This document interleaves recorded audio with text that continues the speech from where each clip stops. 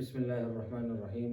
Dear students, आज का जो हमारा टॉपिक है वो ये है कि कौन कौन से ऐसे फैक्टर्स हैं जो कि स्पीड ऑफ साउंड को अफेक्ट करते हैं when sound travel in air. So पहला जो इफेक्ट हम देखना चाहते हैं वो हमारे पास क्या है, वो है प्रेशर।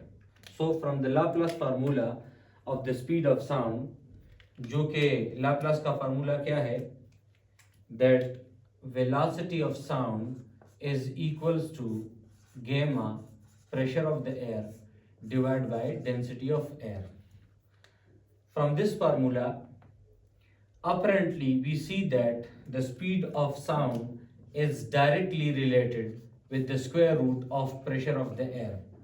इसका मतलब ये है कि बज़ाहिर ऐसा लग रहा है इस फार्मूले से कि जितना हम प्रेशर को इंक्रीज करेंगे उतना ही स्पीड ऑफ साउंड क्या होगा, इंक्रीज होगा। लेकिन ये रिजल्ट तब ही वैलिड होगा जब हमारे पास हम क्या करें, डेंसिटी ऑफ एयर को क्या रखें, कांस्टेंट रखें। क्यों?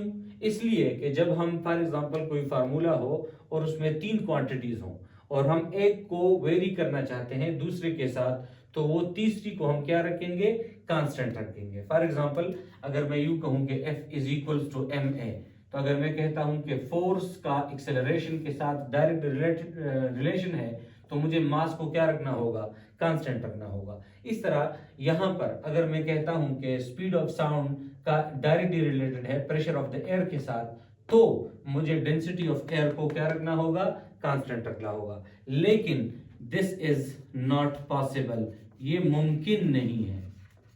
किस तरह, हम एक एग्जांपल से समझते हैं। फॉर एग्जांपल मैं ये कहूं कि ये हमारे पास एक कंटेनर है और इसके अंदर कुछ पार्टिकल्स हैं। क्या है, कुछ पार्टिकल्स हैं। अब फॉर एग्जांपल मैं क्या करना चाह रहा हूं, मैं यहां पर प्रेशर को इंक्रीज करना चाहता हूं। तो फॉर एग्जांपल प्रेशर को मैं किस तरह इंक्रीज करूंगा, या तो मैं यहां पर कुछ पार्टिकल्स ऐड करूंगा। क्या करूंगा, पार्टिकल्स ऐड करूंगा। या दूसरा मेरे पास ये ऑप्शन है कि मैं यहां का जो वॉल्यूम है वो कम करूं। लेकिन इन दोनों केसेस में हमारे पास यहाँ का जो प्रेशर है वो तो इंक्रीज हो जाएगा, लेकिन डेंसिटी भी उसके साथ इंक्रीज होगी। फॉर एग्जांपल जिस तरह हमें पता है that density is equals to mass per unit volume, तो फॉर एग्जांपल मैं यहाँ पर पार्टिकल्स ऐड करता हूं तो मास इंक्रीज होगा और डेंसिटी इंक्रीज हो जाएगी। या अगर मैं यहाँ का वॉल्यूम कम करूं और तो वॉल्यूम कम होने से डेंसिटी अगेन इंक्रीज होगी।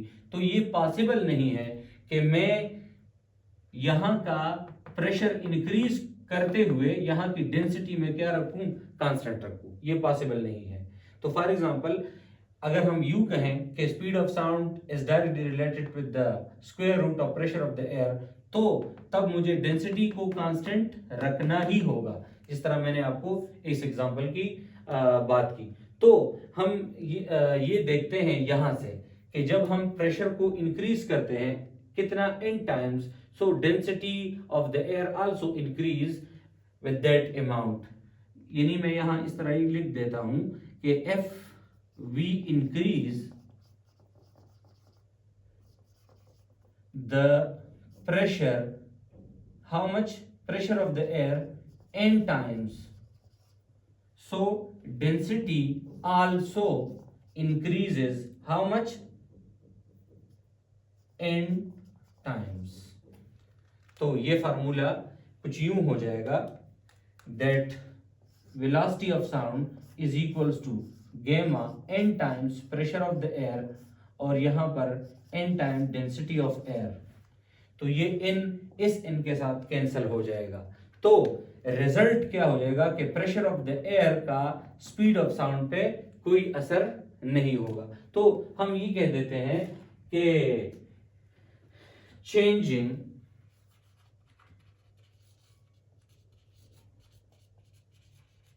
pressure of air does not change the speed of sound। हम इसको एक दूसरे तरीके से भी समझ सकते हैं। कैसे? फॉर एग्जाम्पल मैं ये कहूँ कि हमारे पास लेट सपोज एक कंटेनर है और मैं यहाँ पर और यहाँ पर क्या लूँ, 1 मोल एक आइडियल गैस का ले लूँ, तो हमारे पास आइडियल गैस इक्वेशन किस तरह हो जाएगा, P V is equals to R T, क्योंकि मैंने मोल जो है वो कितना लिया, number of moles is equals to 1। अब यहाँ से वॉल्यूम इस तरह बन जाएगा दैट आर टी, इस पी को यहाँ पर ले आए तो वॉल्यूम यू बन जाएगा। अब डेंसिटी क्या है हमारे पास, मास पर यूनिट वॉल्यूम, तो मैं इस वॉल्यूम की जगह ये लिख देता हूँ are T divide by P. अब ये जो पी है ये हमारे पास ऊपर चला जाएगा, तो डेंसिटी हमारे पास बन जाएगी M P divide by R T. अब ये हम लाप्लास फार्मूले में पुट कर देते हैं, तो लाप्लास फार्मूला इस तरह बन जाएगा that the speed of sound is equals to gamma, और प्रेशर की जगह मैं क्या लिखूंगा, एम पी गेमा पी और नीचे M pressure of the air divide by R T. अब अगेन ये प्रेशर इसके साथ कैंसिल हो जाएगा और ये यहाँ पर ऊपर शिफ्ट हो जाएगा, तो वेलोसिटी ऑफ साउंड हमारे पास gamma R T divide by M. इस फार्मूले से हम ये देख सकते हैं कि speed of sound is independent from the what, pressure of the air. So conclusion में हम ये लिख देते हैं कि speed of sound is independent of pressure of the air. तो ये हमने पहला फैक्टर डिस्कस किया जो कि साउंड की स्पीड को इफेक्ट करता है या नहीं करता। तो पहले हमने देखा यहाँ पर कि प्रेशर का स्पीड ऑफ साउंड पर कोई भी इफेक्ट नहीं होता। अगर इस फार्मूले में बज़ाहिर तो लग रहा है कि स्पीड ऑफ साउंड इंक्रीज होगा pressure of the air increase करने से, लेकिन इस एग्जांपल से हमने ये समझा कि अगर मैं यहाँ पर प्रेशर इंक्रीज करना चाहता हूँ तो उसके साथ डेंसिटी भी इंक्रीज होगी, डेंसिटी कांस्टेंट नहीं रहती। जितना हम प्रेशर को इंक्रीज करेंगे उतनी ही डेंसिटी इंक्रीज होगी, तो ये इस दोनों का जो इफेक्ट है वो कैंसिल हो जाएगा और नेट रिजल्ट हमें यही मिलेगा कि speed of sound pressure of the air के साथ चेंज नहीं होगा। और इस एग्जांपल से भी हमने समझा कि इस फार्मूले में प्रेशर जो है वो कैंसिल हो गया, खत्म हो गया, तो स्पीड ऑफ साउंड जो है वो इंडिपेंडेंट है किस चीज से, प्रेशर ऑफ द एयर से। तो इसका हमारे पास कंक्लूजन ये आया कि अगर हम प्रेशर को इंक्रीज करें या प्रेशर को डिक्रीज करें, स्पीड ऑफ साउंड पर कोई भी इफेक्ट नहीं होगा। तो वीडियो को पॉज करके आप इसका स्क्रीनशॉट ले लें। अब हम दूसरा फैक्टर जो है उसको डिस्कस करते हैं। चले मैं इसको रिमूव कर देता हूं।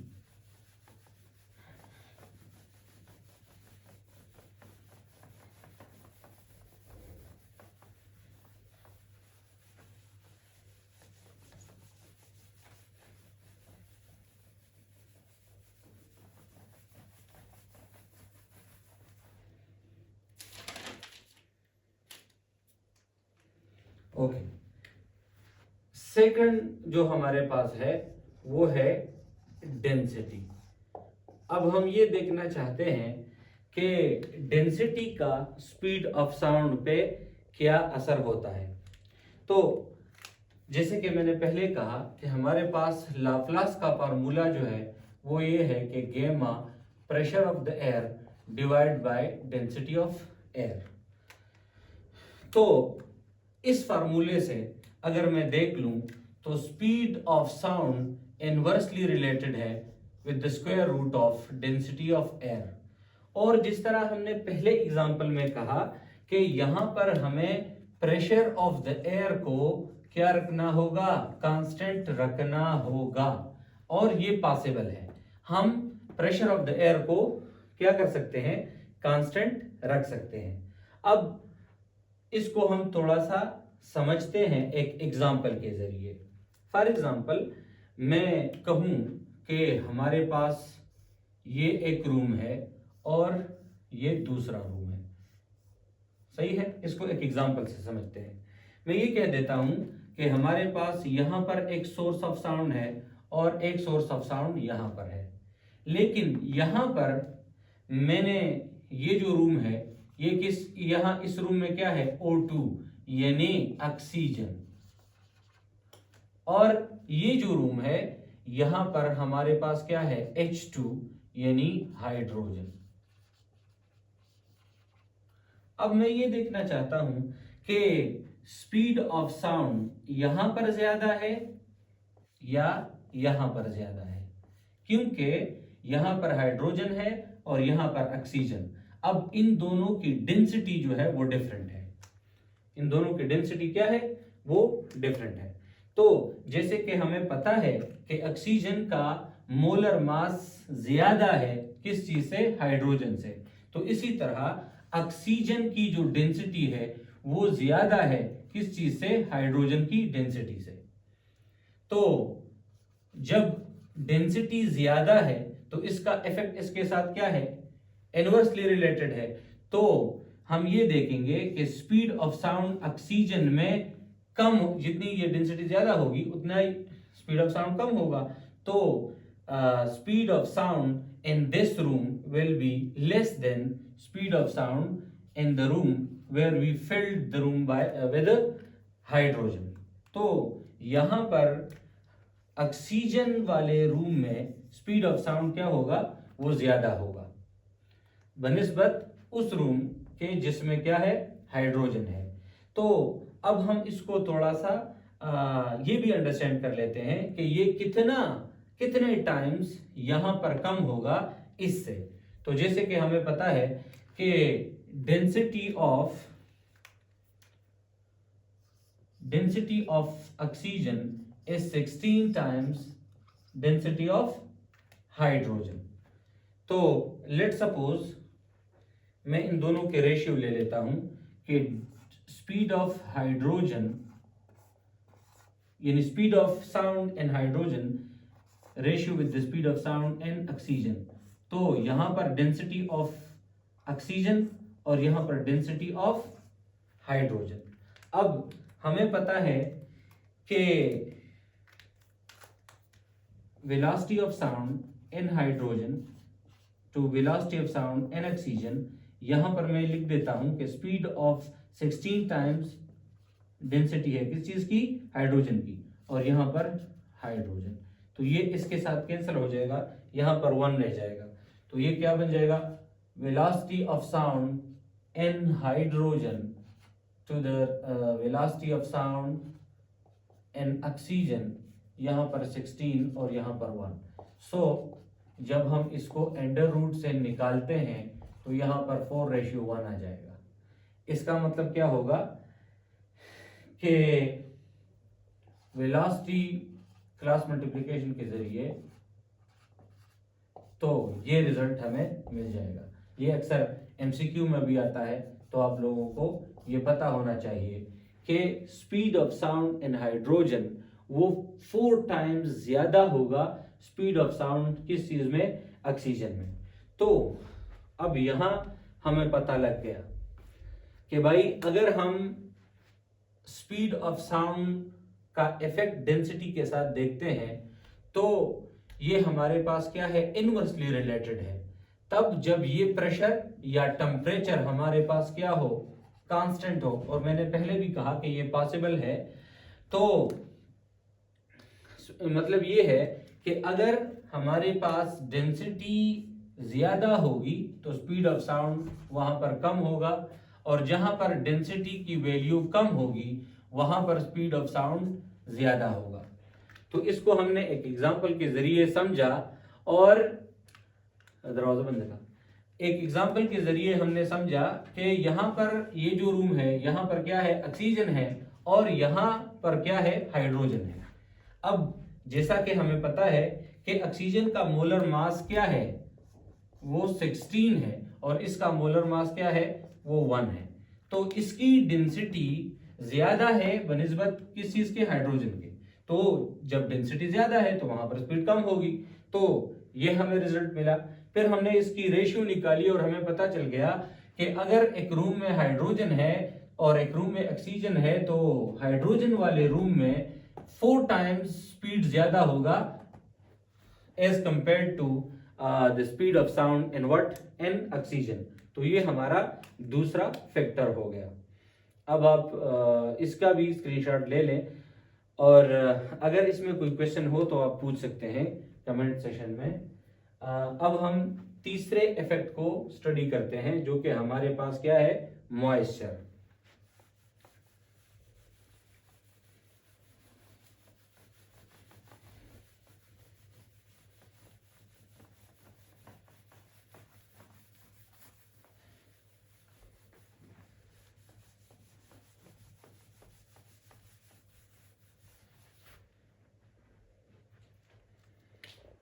तीसरा जो फैक्टर है वो है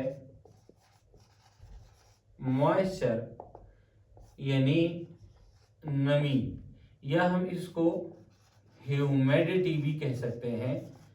ये दोनों सेम चीजें हैं। अब पहले तो हम ये जानते हैं कि ये जान लेते हैं कि मॉइस्चर क्या है। तो presence of suspended water droplets in air is called what? Moisture. Presence of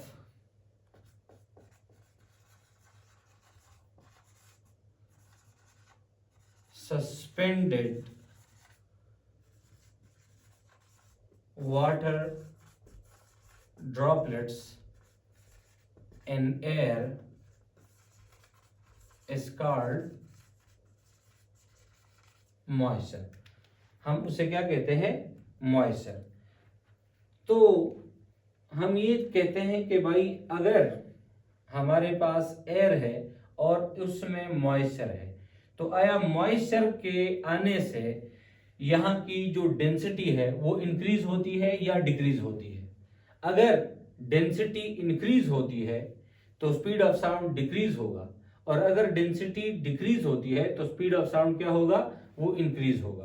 for example मैं इसको एक एग्जाम्पल के जरिए आप लोगों को समझाता हूं कि लेट सपोज हमने एक एटमॉस्फेयर का कुछ हिस्सा जो है वो ऑब्जर्व किया, और मैं ये जो एरिया है और यहाँ पर जो एयर है वो क्या है, वो ड्राई एयर है, यानी यहाँ पर मॉइस्चर नहीं है, यहाँ पर मॉइस्चर नहीं है।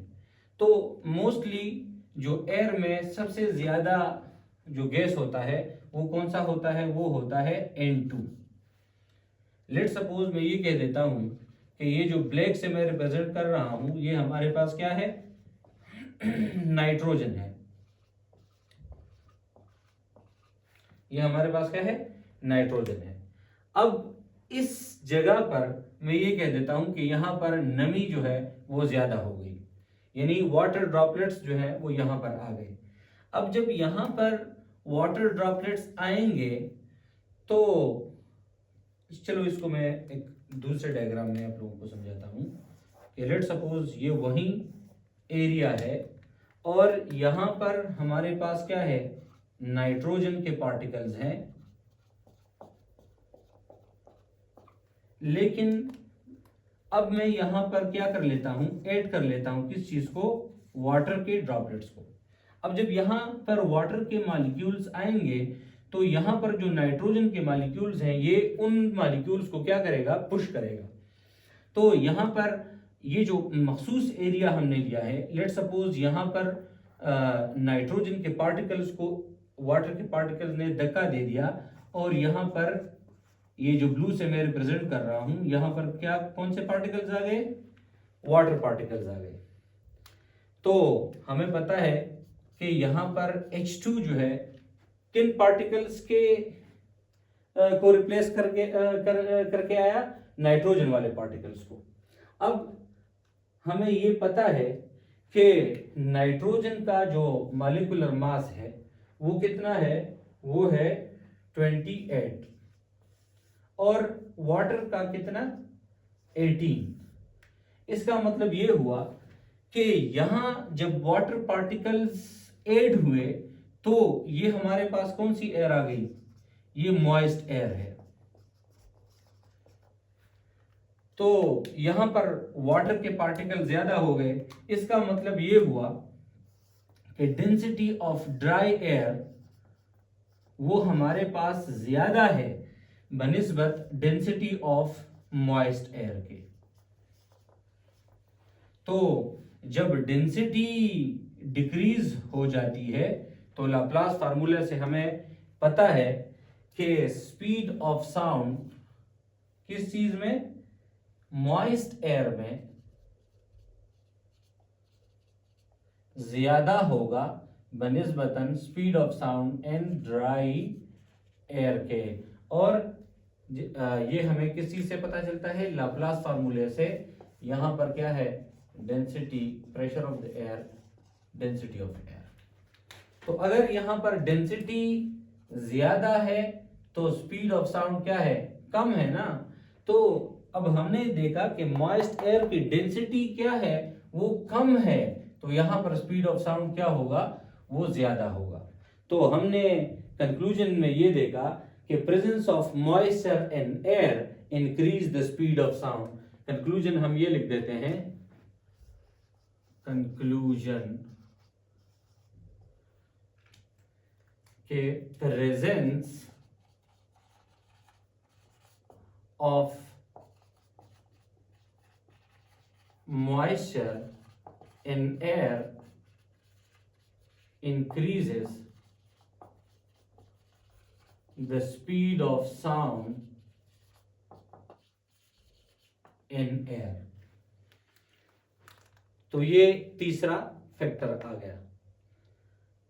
मतलब दादे चेरा द मॉइस्चर द मौजूदगी द वजना द स्पीड ऑफ साउंड बांधी सा असर प्रयोजी नमुगो चेरा के चरता स्मॉल ड्रॉपलेट्स पर दे एयर के सस्पेंड शी दे तो ब्याम सो चेरा दासरे मॉइस्चर दे मींस हवा में क्या है, नमी है। नमुगोली दिल चेरा let suppose the dry air दे दिल त ज्यादा तसली नाइट्रोजन दी दागी मोलर मास दे 28 थे और कदल त वाटर ड्रॉपलेट्स राशि the water droplets the वजिनबा the hydrogen the particle Sashi दाबा दिककिदे नुदलत ज्यादातर अफेक्ट दगद चार अगलो इफेक्ट अगदा वाटर ड्रॉपलेट्स रागल दागे मोलर मास 18 दे मतलब दा शो चे डेंसिटी ची दा अगद ड्राई एयर ज्यादा दा बनिस्बत द density of the moist air. नो ची चरता डेंसिटी सेवाई अल्तब स्पीड ऑफ साउंड कमी चरता जी डेंसिटी कम आई अल्तब स्पीड ऑफ साउंड सेवाई नमुंगा द लाप्लास फार्मूला ना द वली दल चिकल डेंसिटी कम आई नो अल्तब स्पीड ऑफ साउंड सही अगब ज्यादा नो मुंग ता कंक्लूजन दार आगे चिकल मॉइस्चर मौजूदी पा सके एयर के नो अल्तब द स्पीड ऑफ साउंड सही अगब ज्यादा। तो ये हमने थोड़ा पुश्तो स्पीकर्स के लिए पुश्तो में कहा कि जहां पर मॉइस्चर होगा तो वहां पर उस एयर की जो डेंसिटी है वो कम हो जाएगी बनिस्बत ड्राई एयर के, और जहां पर डेंसिटी कम होगी वहां पर स्पीड ऑफ साउंड क्या होगा, वो ज्यादा होगा। तो कंक्लूजन में हमने बस यही कहा कि जहां पर मॉइस्चर की मौजूदगी की वजह से या मॉइस्चर की वजह से स्पीड ऑफ साउंड जो है वो क्या होगा, वो इंक्रीज होगा। नंबर 4 जो हमारे पास फैक्टर है वो है विंड। विंड हवा पुश्तो हम इसको हम क्या कहते हैं, सिलाई। तो फॉर एग्जांपल ये हमारे पास एक सोर्स ऑफ साउंड है और वो इस डायरेक्शन में भी साउंड प्रोड्यूस कर रहा है और इस डायरेक्शन में भी, और हमें पता है कि भाई ये स्पीड ऑफ साउंड मतलब साउंड इस डायरेक्शन में भी ट्रेवल कर रहा है और इस डायरेक्शन में भी। फॉर एग्जांपल मैं ये कहूं कि भाई इस डायरेक्शन में हमारे पास क्या है, विंड है। अब स्पीड ऑफ साउंड अगर हम देख लें तो ये इसके डायरेक्शन में है और यहां पर ये जो डायरेक्शन है ये इस विंड के डायरेक्शन के अपोजिट है। तो यहां पर हमारे पास स्पीड ऑफ साउंड जो है वो इंक्रीज हो जाएगा और यहां पर स्पीड ऑफ साउंड हमारे पास क्या हो जाएगा, डिक्रीज हो जाएगा। तो ये हमारे पास 4 फैक्टर्स हमने डिस्कस कर लिए। इंशाल्लाह नेक्स्ट लेक्चर में हम डिस्कस करेंगे कि टेम्परेचर को इंक्रीज करने से या टेम्परेचर को डिक्रीज करने से स्पीड ऑफ साउंड इंक्रीज होता है या डिक्रीज। हाँ, एक फार्मूला हमने यहाँ पर देख लिया, और वो कौन सा था, जब मैं प्रेशर को डिस्कस कर रहा था कि speed of sound is equals to gamma, और यहाँ पर R T divide by M.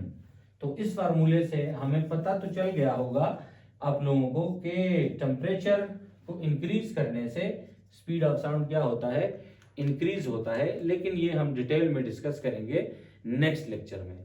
तो इंशाल्लाह इस लेक्चर को आप देख लें, और कोई भी क्वेश्चन हो तो आप कमेंट सेक्शन में हमसे पूछ सकते हैं। इंशाल्लाह हम वो भी फिर डिस्कस करेंगे। तब तक के लिए अल्लाह हाफिज़।